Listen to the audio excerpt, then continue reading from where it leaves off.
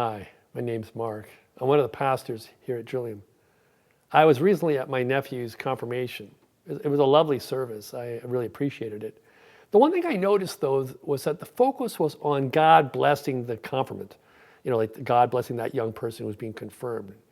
And it seems to me that actually in confirmation and in baptism, it's not so much God blessing us or the person being confirmed, because that's been going on since that person was born, before they were born. It will continue their whole life. God blesses that person. God blesses that person even in their death. God is waiting with open arms on the other side for that person.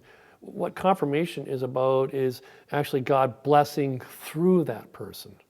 God blessing through that person. In a sense, they're being invited to step into the mission of Jesus Christ, which is to bring about the kingdom of heaven on earth. That perfect love, which is God's will be done here. And I think the focus was a bit wrong. And it never seemed to me that these young people were invited to join Jesus' mission. I mean, that was the whole point of Jesus' life. It's the whole point of his resurrection. It's the whole point of his ascension and the coming of the Spirit. It says in the book of Acts that Jesus, when he was resurrected, spent 40 days teaching the disciples, staying with them, teaching them, instructing them in preparation for the day of Pentecost when the Holy Spirit does come. And the disciples don't really seem even in that moment to understand what's going on here. And I think part of the instruction that they didn't get was the fact that Jesus is leaving again. I mean, he dies and he leaves them, but then comes back resurrected, but he's going to leave them again. And they want him to stay. And they want him to stay and become the new king of Israel and bring about God's reign of justice and peace on earth. And there's Jesus talking about leaving, departing. Imagine a sports team. And they have this superstar player, this great player. He's taking this team to a new level. And the team's rallied around him. He's maybe the greatest player ever.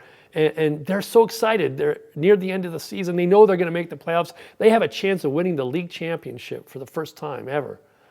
And then all of a sudden, their superstar player gets an injury, a season-ending injury, maybe a career-ending injury. And they're devastated. They don't know what to do. I mean, there's dissension in the ranks, there's denial, betrayal going on. It's all falling apart on them, and they're going to stumble into the first round of playoffs, but they're going to be out so fast.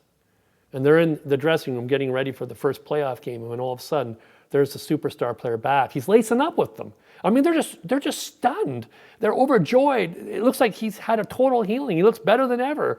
Maybe the injury wasn't as bad as they thought, or maybe there's been a miracle and he's had a miraculous healing, but there he is lacing up with them. And they just feel this shoot of confidence, this joy is returned, and they know that they can win this playoff round, they can win the league championship, they can become a dynasty, they can become the greatest team ever in this sport.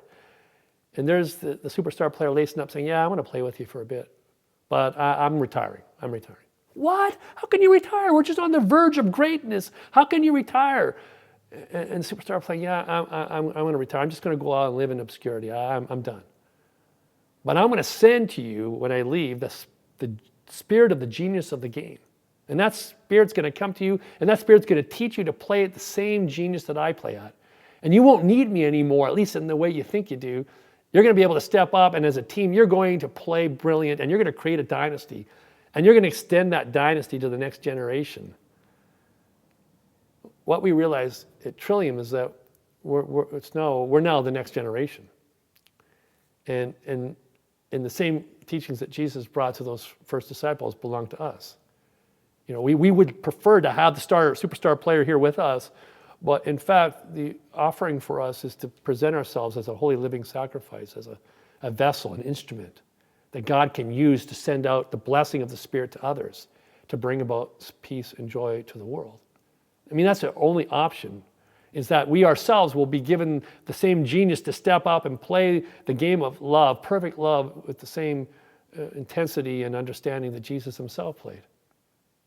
When I think back to that confirmation service, I really wanted in that moment to go, no, you don't understand. You're being invited to join with Jesus, and you're being given the gift of a spirit that's going to pour through you to bless others, not to be blessed. That is the gift you are receiving.